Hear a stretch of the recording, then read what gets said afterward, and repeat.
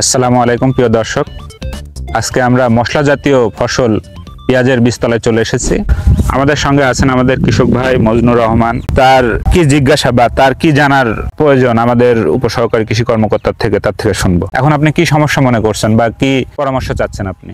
আমি পেঁয়াজের চারা রোপণ করছি। এখন চারা যে সেচ দিয়েছি, সেচে সার দেবো।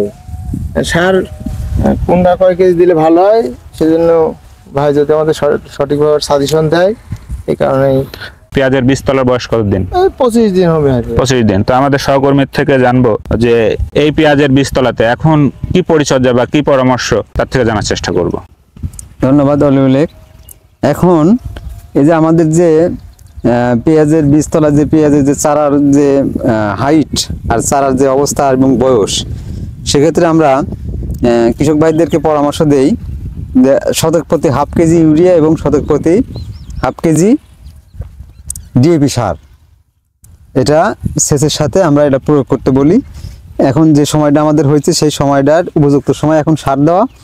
এখন এই সারটা দিলেই পরবর্তী 15 দিনের মধ্যেই এই চারাটা মূল জমিতে তারা ট্রান্সফার করে রোপণ করতে পারবে। এখন আমাদের এই যে চারা, যেটা আমরা দেখাই একটু, যে চারাটা এই কোয়ালিটি এই অবস্থা আছে।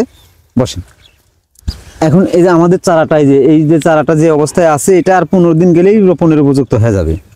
এই সময়টাই এখন যে সেচটা দেওয়া হলো, সেই সেচের সাথে আমরা শতক প্রতি হাফ কেজি ইউরিয়া এবং হাফ কেজি ডিএপি সার এটা আমরা উপরি প্রয়োগ করাই। এটা প্রয়োগ করালে চারাটা সুস্থ সবল হয় এবং সেটা জমিতে, মূল জমিতে যখন চারাটা রোপণ করা হয় তখন সেই চারাটার বাড়তি আমরা ইতিপূর্বেও দেখেছি যে সেই চারাটার বাড়তি ভালো হয়।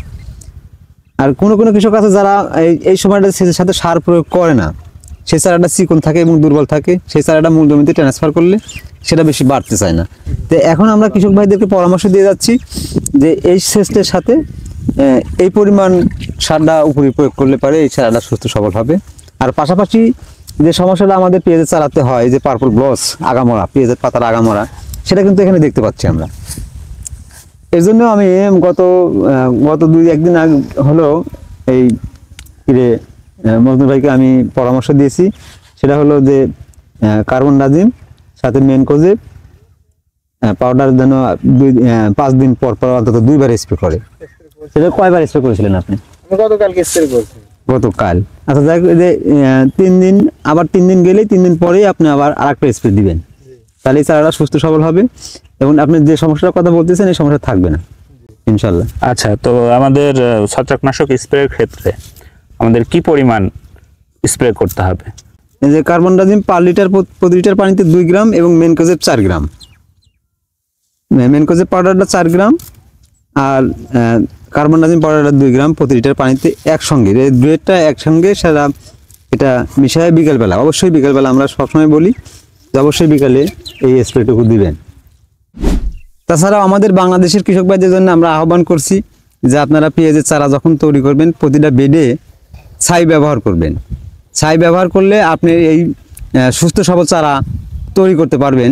দেখেন, এই বেডে ছাই দেওয়া আছে বিধায় এই বেডে কিন্তু রোগ বালাই নাই এবং চারাগুলোও খুব সুন্দর।